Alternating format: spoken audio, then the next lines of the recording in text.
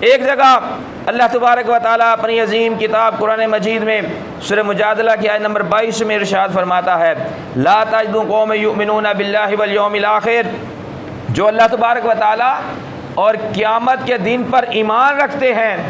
اے محبوب صلی اللہ علیہ وسلم انہیں اللہ تبارک و تعالیٰ اور اس کے رسول صلی اللہ علیہ وآلہ وسلم سے عداوت رکھنے والوں کے ساتھ محبت کرنے والا نہیں پائیں گے۔ اللہ تبارک تعالیٰ فرماتا ہے جو مجھ پر ایمان رکھتا ہے،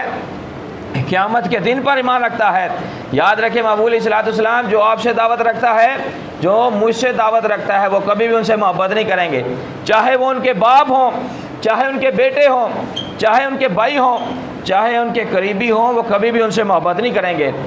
کس سے محبت نہیں کریں گے؟ جو اللہ تعالیٰ اس کے محبوب علیہ الصلوۃ والسلام سے بغض رکھیں گے۔ جو امام الانبیاء علیہ الصلوۃ والسلام سے بغض رکھتا ہے، یاد رکھے کبھی بھی اس سے محبت نہ کرنا۔ جو اس سے محبت کرے گا، یاد رکھے وہ کبھی بھی کامیاب نہیں ہو سکتا، دنیا میں بھی کامیاب نہیں ہو سکتا،